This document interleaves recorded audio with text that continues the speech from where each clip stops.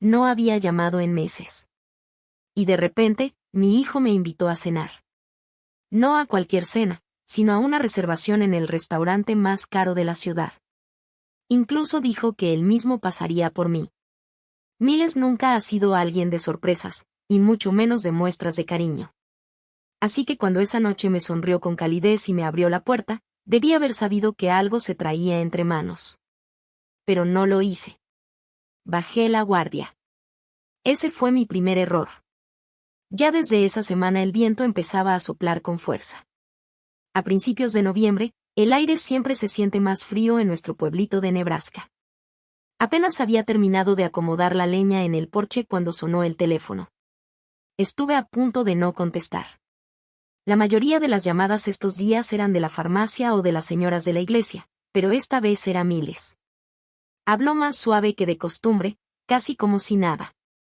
Dijo que él y Trina pensaron que estaría bonito invitarme a cenar, solo los tres. Me quedé callado un momento. Miles Gant nunca proponía ese tipo de cosas. Siempre andaba ocupado, siempre en su rollo. Y Trina, bueno, no era grosera, pero sí era distante, de esa forma que no se quita ni aunque compartas con ella cada Navidad. Aún así, algo a la invitación me hizo decir que sí. Tal vez era la soledad que últimamente se había ido metiendo en mi vida, como el polvo que se acumula en la colcha vieja a los pies de la cama. O tal vez fue ese rayito de esperanza, el que nunca se va del todo, de que tal vez, por fin, tu hijo quiere verte no como una carga, sino como familia. Pasaron por mí justo antes del atardecer. Miles, con un abrigo de lana impecable, Trina, con una de esas chamarras cruzadas color camel que siempre usaba como si fueran armadura. El restaurante tenía una luz ámbar tenue, madera pulida, servilletas de lino y cubiertos de verdad. Tenía años sin estar en un lugar tan bonito. Miles me abrió la puerta. Trina me tomó el abrigo con una sonrisa que se sintió más cálida de lo normal. Elogió mi bufanda. Por un instante, me dejé llevar por la idea de que esto era real, que tal vez algo había cambiado. Que quizá me estaban empezando a ver de nuevo.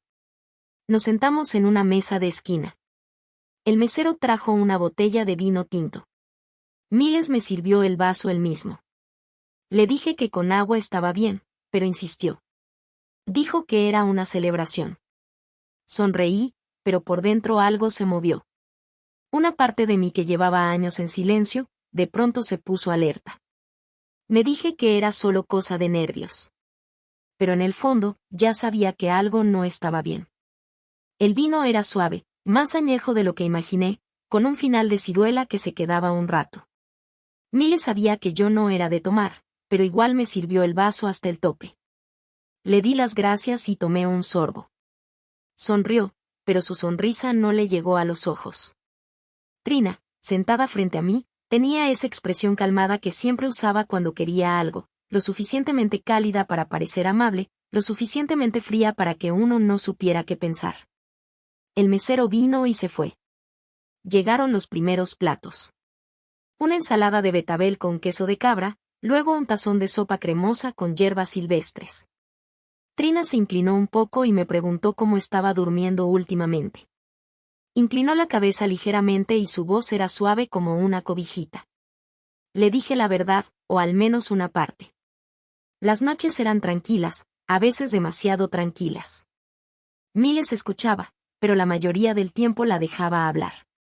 Se enfocaba en el menú, preguntaba por maridajes con vino y sugería postres.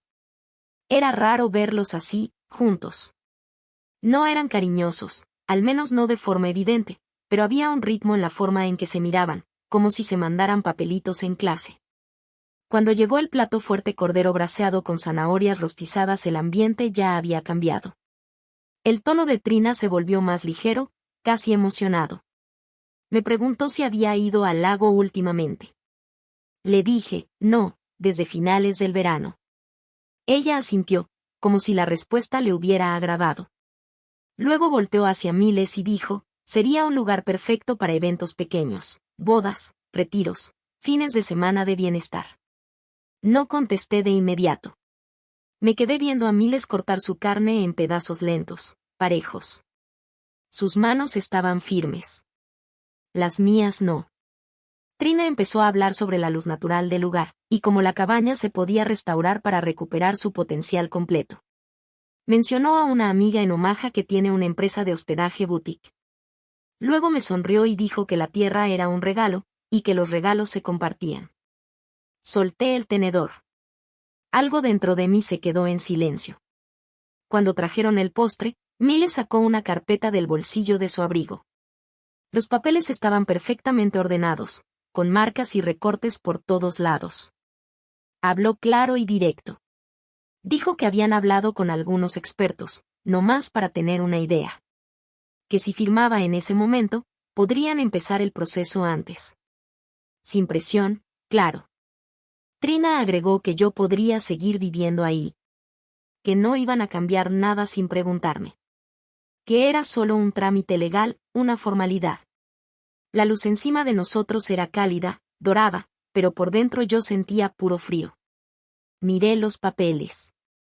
Mi nombre ya estaba escrito. Y en ese momento entendí que no me habían invitado a cenar. Me habían citado. Me recargué en la silla y dejé que el aroma dulce del postre me envolviera. En la mesa no se escuchaba nada, salvo el suave golpeteo de la cuchara de Trina contra su crème brûlée. Miles estiró la mano por encima del mantel y empujó la carpeta hacia mí. Su voz era casi calmada, como si me ofreciera una toalla tibia, no un documento legal. Empezó a explicarme lo básico, diciéndole una transferencia simple de escrituras. Solo para poner las cosas en orden, dijo. Algo inteligente que hacer antes del invierno. Cada palabra cuidadosamente elegida, como si no pasara nada. No me veía a los ojos mientras hablaba. Trina sí. Sus ojos estaban fijos en mí. No toqué los papeles. Dejé las manos cruzadas sobre mi regazo. Dijo que, con el terreno a su nombre, podrían manejar mejor los impuestos. Mencionó algo sobre planeación patrimonial y los beneficios de consolidar la propiedad. Que mi nombre seguiría ahí, pero no como titular principal. Trina asentía y murmuraba cosas para reforzar lo que él decía. Todo se notaba ensayado. Pregunté por qué tanta prisa. Miles soltó una risa corta y dijo que no la había. Pero la forma en que se inclinó hacia adelante, con los codos sobre la mesa, decía otra cosa. Trina intervino de nuevo, con una voz suave, pero con filo. Dijo que ya había hablado con un consultor de planeación local, por si las dudas. Aseguró que el municipio estaba considerando rezonificar la propiedad en la zona del lago.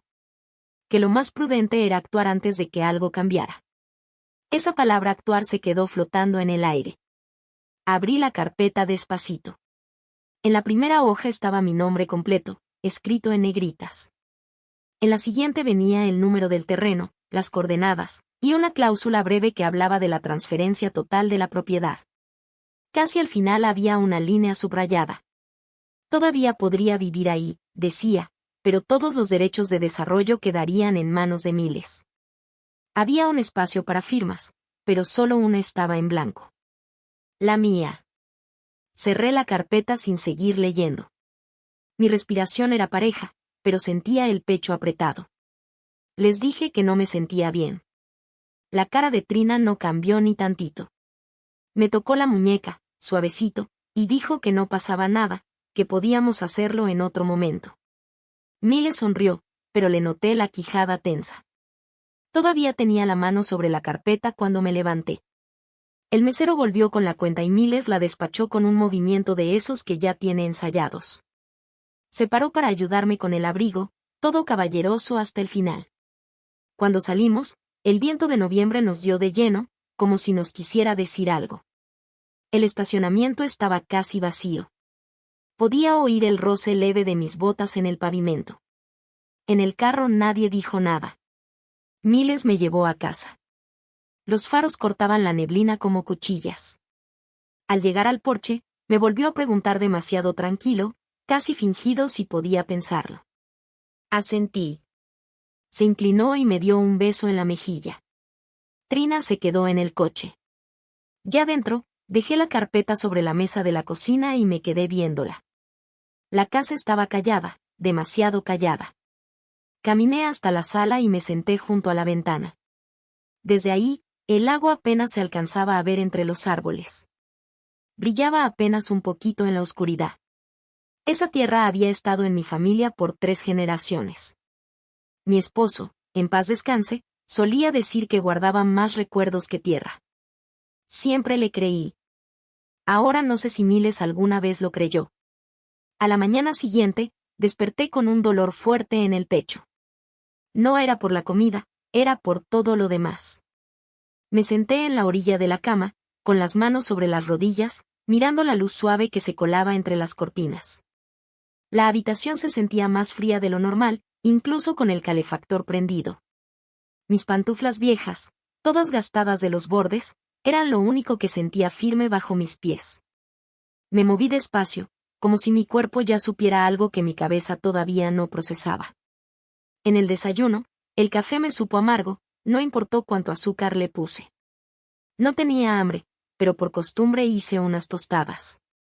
Las masticaba como si fueran papel. No podía sacarme de la cabeza la cena de anoche. La forma en que Miles no me quiso mirar después de pasarme los papeles. El tonito ensayado de Trina. Y como puso la mano justo junto al bolígrafo, como si ya supiera que lo iba a firmar. Esa cena no fue sobre la familia. Fue una transacción. Y yo era el bien que estaban negociando. Me dije a mí misma que tal vez estaba exagerando, que tal vez solo querían organizar las cosas para el futuro. Pero el nudo en la panza decía otra cosa. No fue solo lo que pidieron. Fue como me miraron. Como si ya lo tuvieran decidido. Al mediodía salí al porche. El agua estaba tranquilo, liso como un espejo. Una hilera delgada de gansos se deslizaba sobre el agua como puntadas negras en tela de satén. Durante años, esta casa había sido mi rincón de paz. Pero ahora, el silencio pesaba. Los árboles ya no se sentían como un refugio. Ahora eran testigos. Caminé despacio por el senderito de atrás hasta el banquito junto al lago. Mi esposo lo había hecho el año antes de fallecer. Ahí se sentaba con su termo y se ponía a tararear canciones viejitas. Ese lugar era sagrado para mí.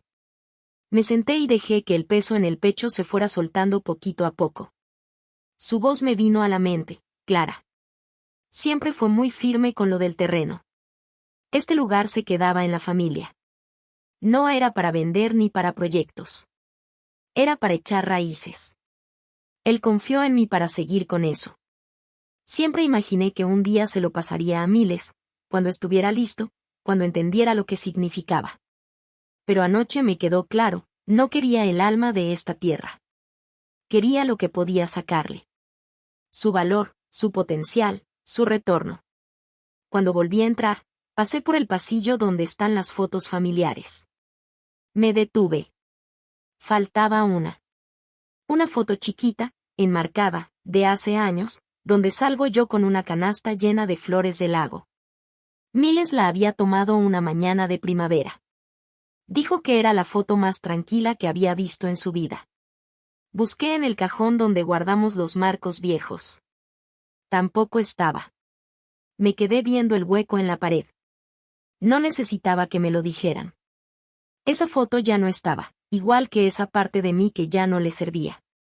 Esa noche no me tomé la molestia de preparar nada.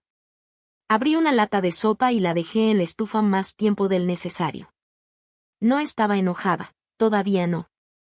Solo me sentía vacía. Me senté junto a la ventana, sin correr las cortinas. El lago reflejaba una media luna de luz plateada. Me envolví una cobijita en los hombros y me quedé quieta, como esperando que su voz llegara con el aire de la noche. Pero solo había silencio. Y en ese silencio, algo cambió. No fue tristeza. Tampoco miedo. Fue algo nuevo, chiquito, como el inicio de una decisión. 2 días después, fui a casa de Miles. No lo planeé. Tenía una cajita con latas de cocina que le encantaban cuando era niño, y pensé en dejárselas antes de las fiestas. Nada grande, solo un detallito. Me quedé un momento en el porche, con la caja en las manos, viendo la coronita navideña colgada en la puerta. Tenía un listón rojo, bonita pero sin alma, como de catálogo. Trina abrió. Su sonrisa se notaba forzada. Se hizo a un ladito, apenas dejando espacio para que pasara. El calor de la casa también se sentía fingido. Todo estaba ordenado como para recibir visita, pero sin vida. Entré y me detuve. Ahí, en la pared del pasillo principal, había un collage familiar nuevo, recién enmarcado. Impresiones brillantes, todo perfectamente colocado. Un paseo al lago, una fiesta de cumpleaños, una carne asada en el patio. Todos bien vestidos, todos sonriendo sin esfuerzo. Pero yo no salía en ninguno. Ni en uno solo. Me acerqué, con los dedos flotando apenas sobre el cristal. Mille salía en el centro de casi todas las fotos, con los brazos alrededor de Trina o de alguno de los niños. Se veían felices, completos, pero mi lugar había desaparecido, como si nunca hubiera formado parte del cuadro. Trina pasó detrás de mí, diciendo algo sobre cómo las habían mandado imprimir la semana pasada, que eran una sorpresa para las fiestas.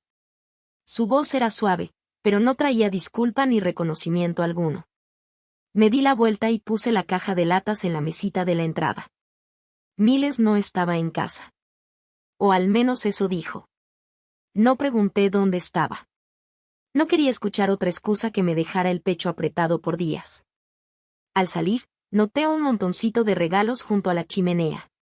Uno de los paquetes tenía una etiqueta que decía para la abuela, pero no era la letra de Miles. Era de uno de los niños. Encima venía una tarjeta con rayones de crayón. Decía, te extraño. Casi me pongo a llorar ahí mismo.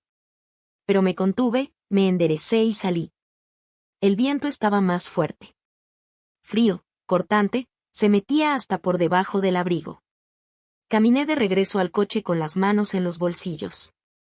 Al salir del fraccionamiento, pasé frente a un cartel anunciando un evento de acción de gracias en la iglesia local. Me recordó que este año no me habían invitado. Nadie llamó. Nadie preguntó qué iba a hacer. Antes yo siempre llevaba el relleno o el pay de calabaza. Este año, ni una mención.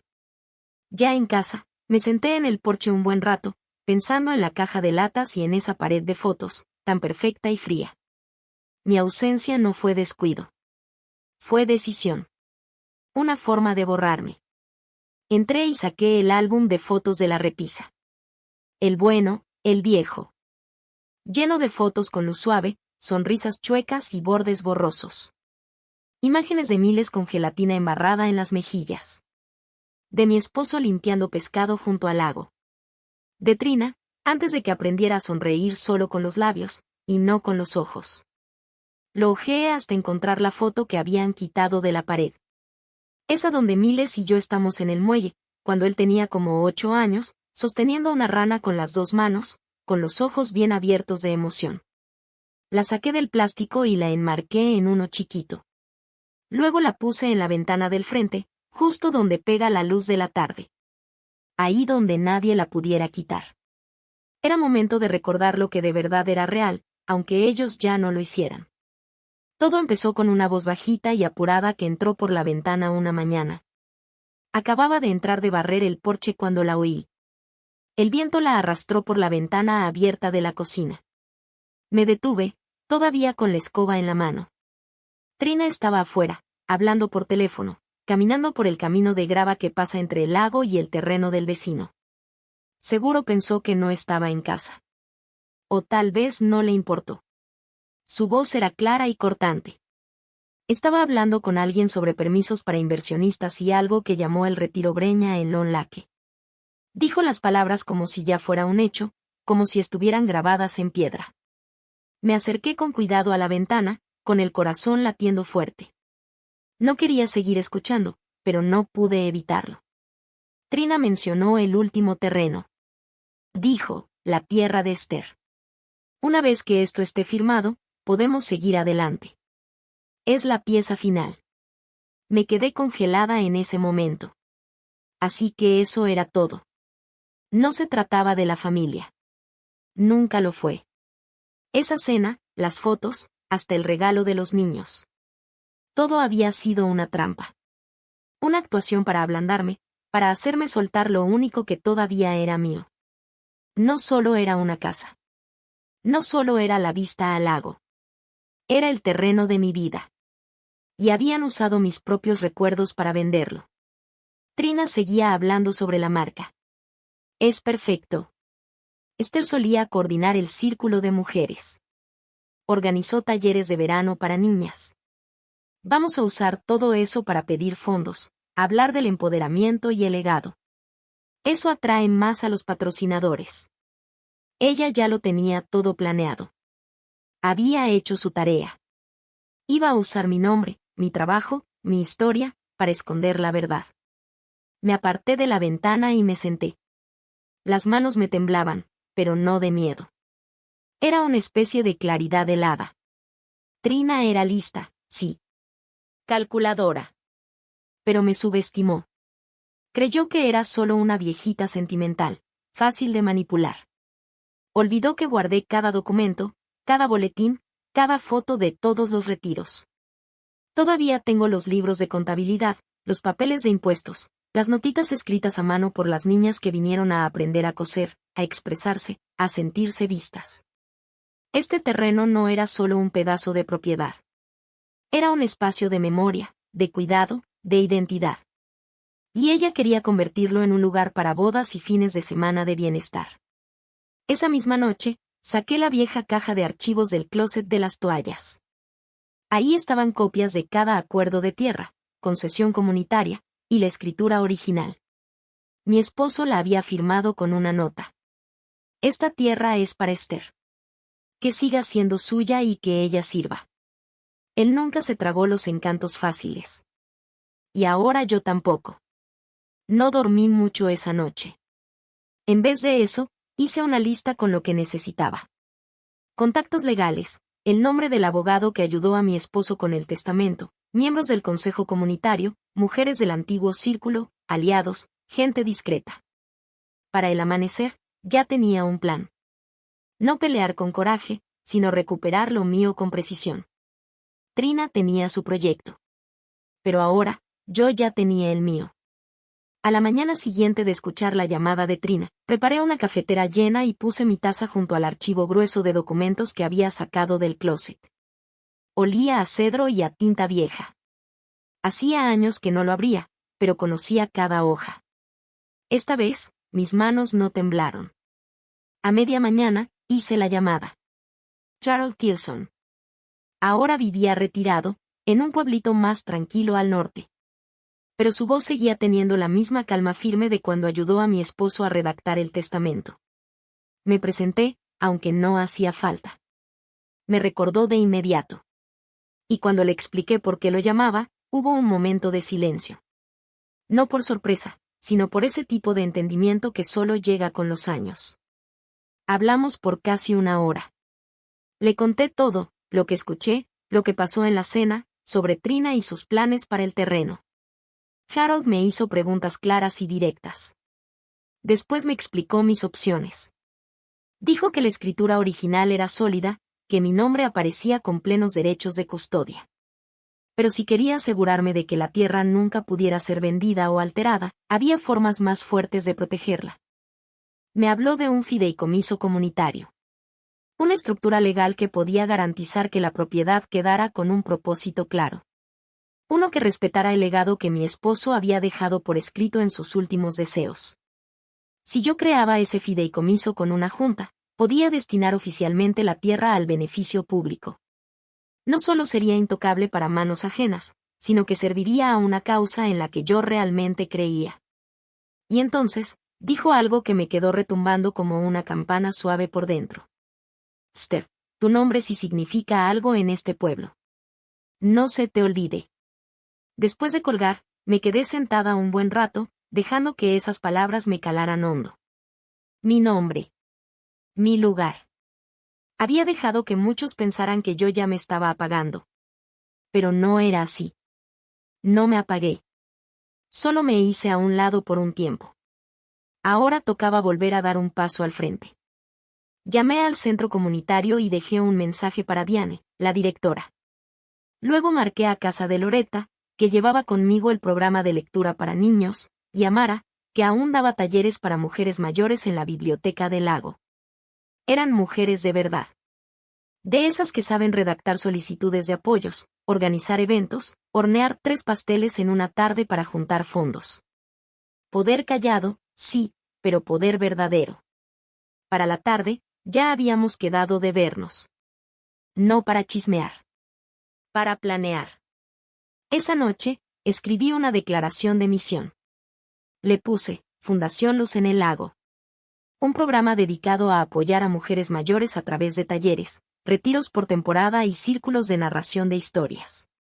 Yo pondría el dinero para la primera etapa. La tierra sería el corazón de todo. No firmé nada. No autoricé a nadie a quitarme lo mío. Pero sí iba a entregar algo más grande, algo mucho más valioso. Mi nombre, mi lugar, mi propósito. Pero esta vez, en mis propios términos. Cuando el sol se escondió detrás del lago, encendí una velita en la ventana. No era para llorar. Era para marcar el inicio de algo que llevaba mucho tiempo esperando su momento.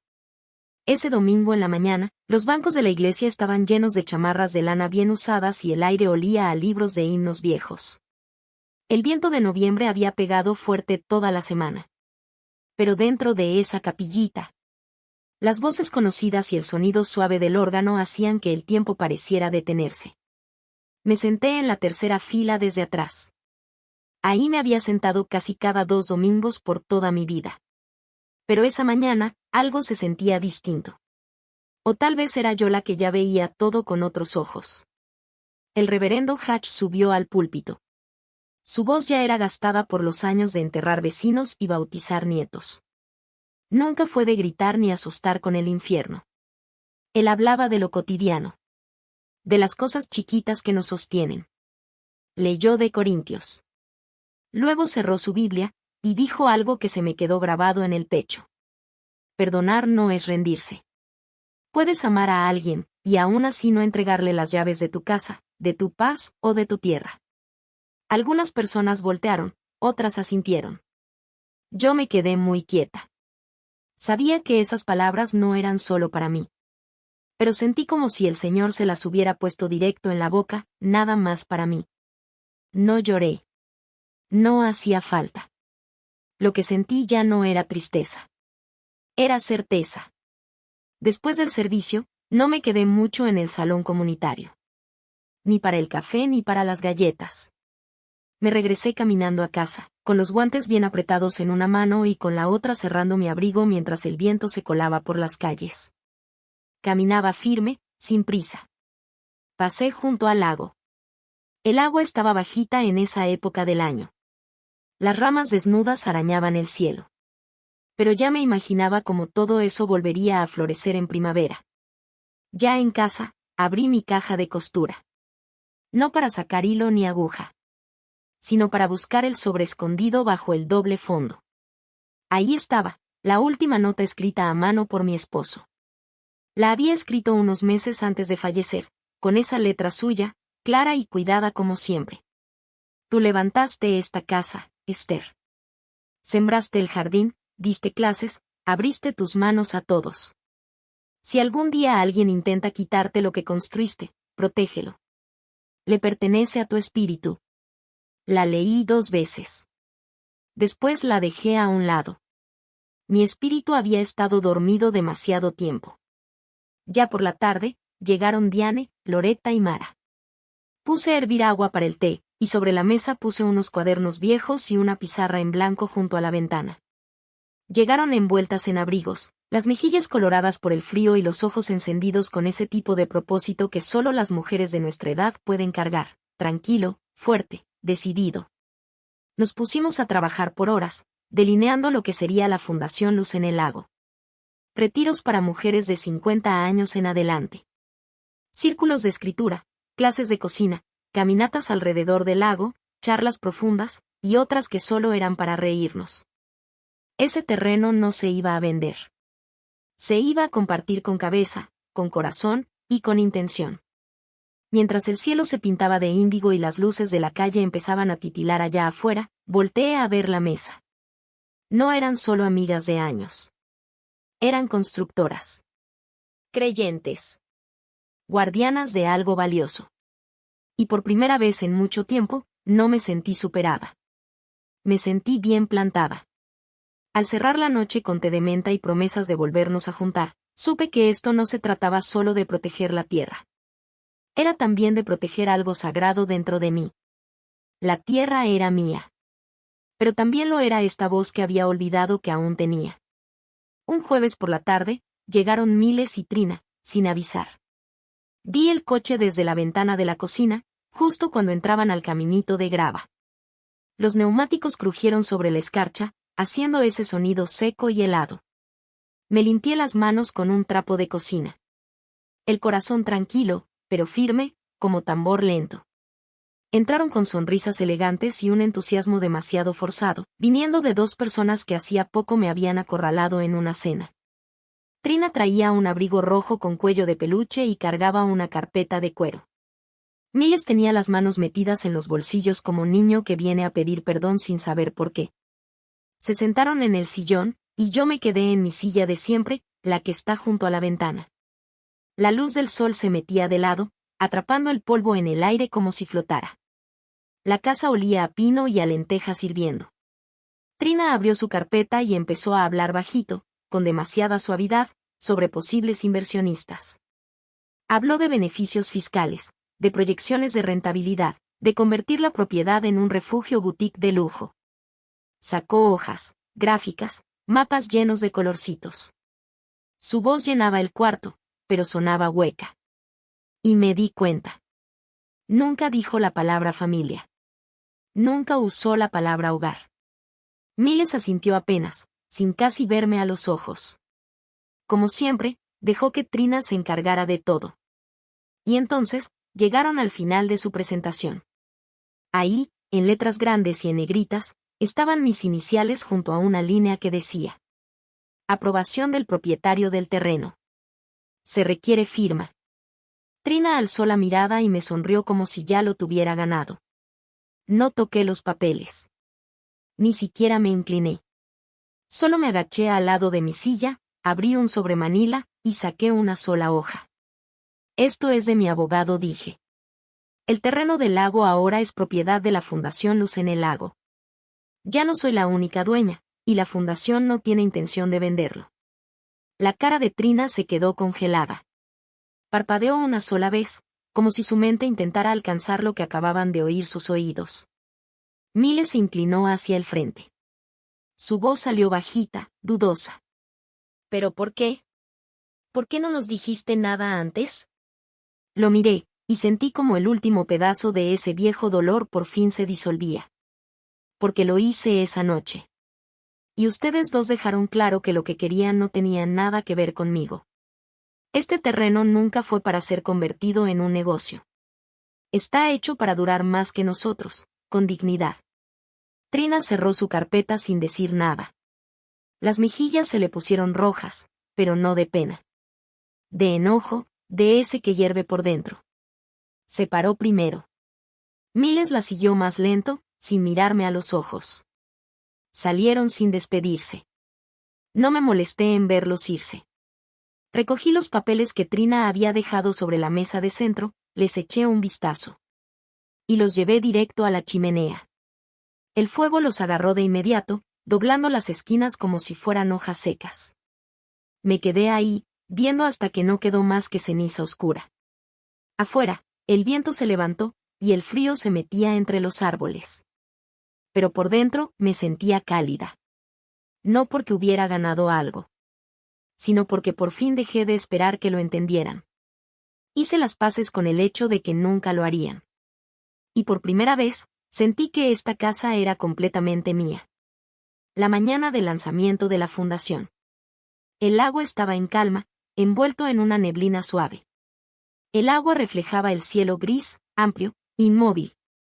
Me quedé en el porche con una taza de café negro entre las manos, escuchando el silencio.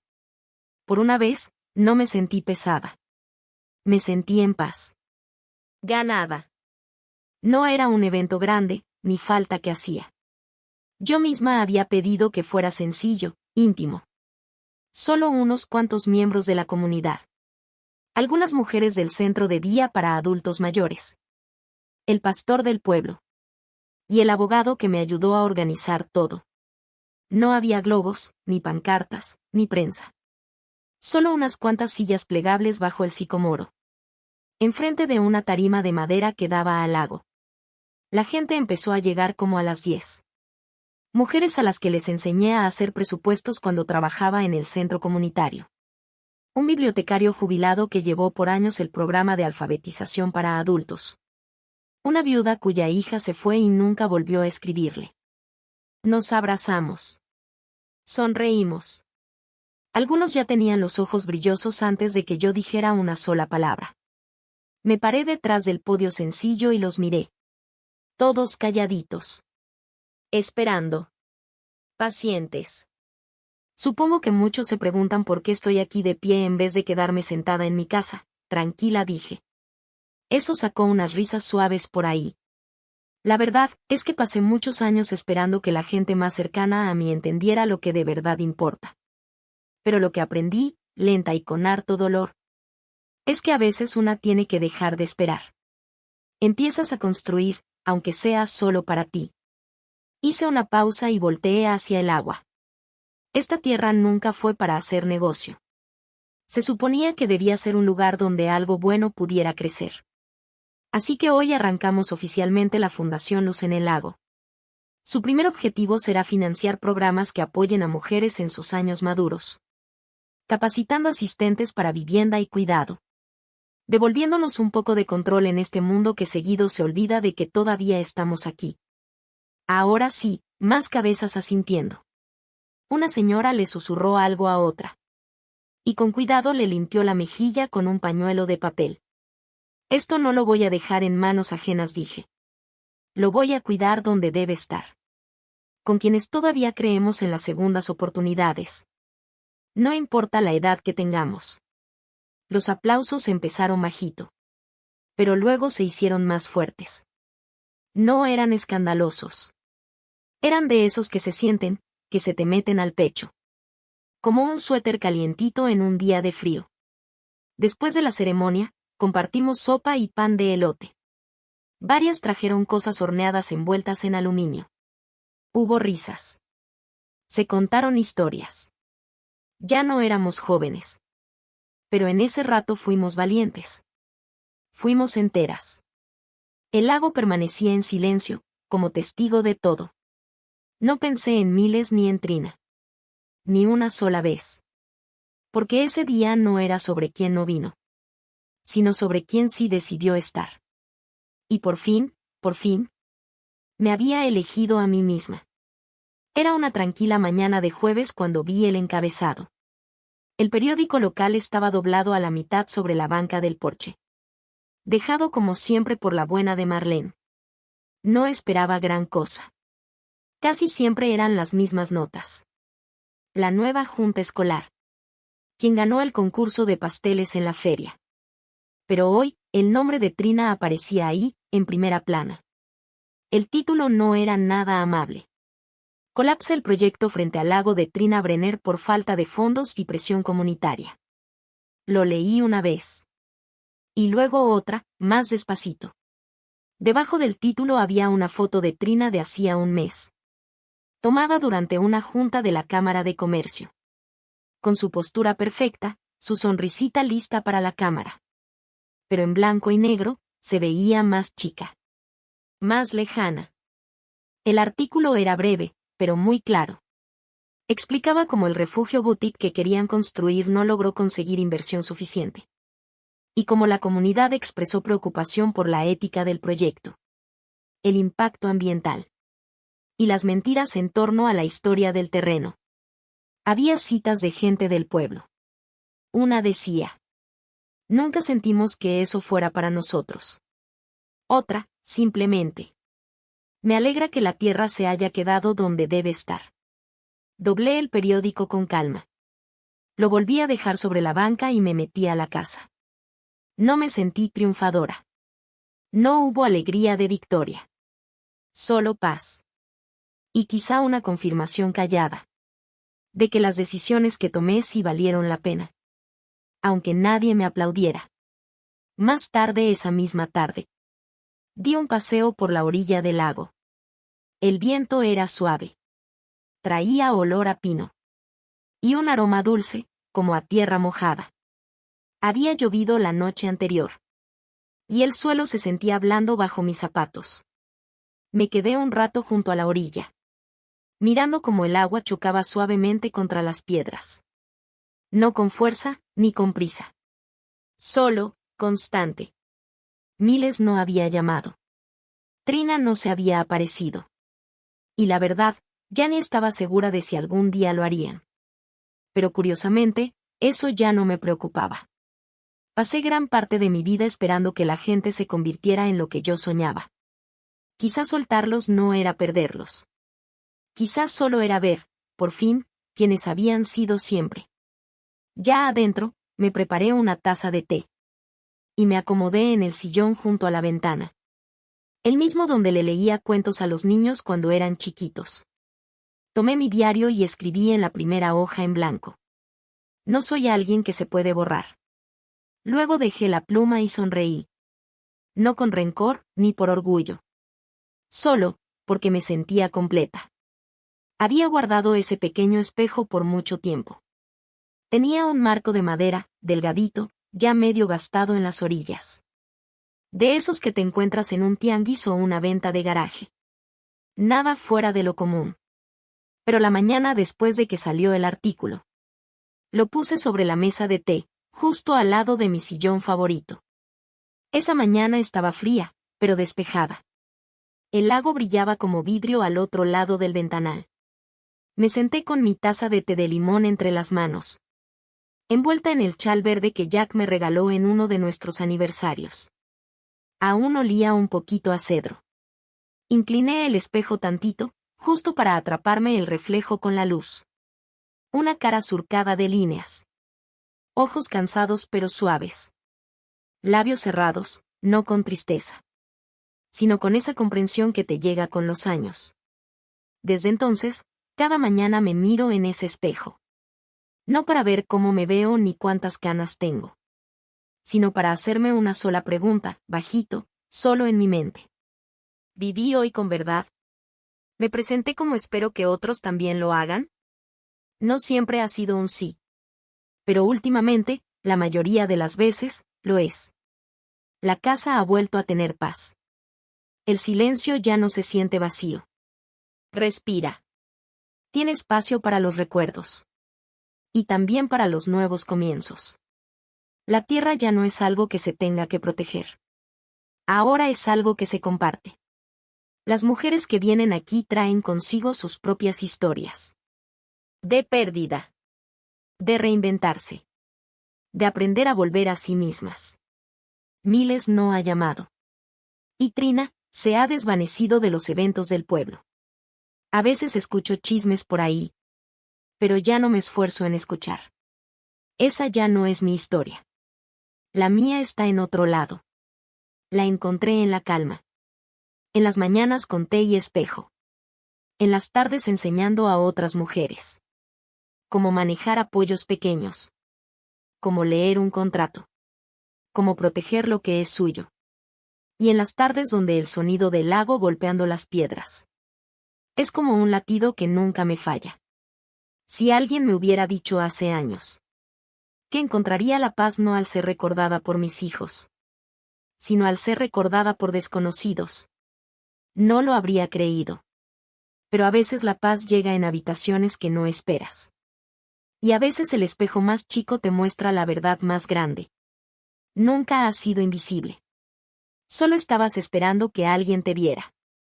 Y que ese alguien fueras tú. Si alguna vez te hicieron sentir menos. O como si no tuvieras lugar en tu propia historia. Espero que el camino de Esther te haya recordado algo importante. Nunca es tarde para reclamar tu espacio.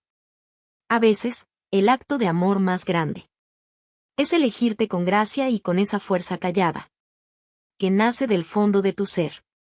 Si esta historia te tocó el corazón o te dejó pensando, compártela.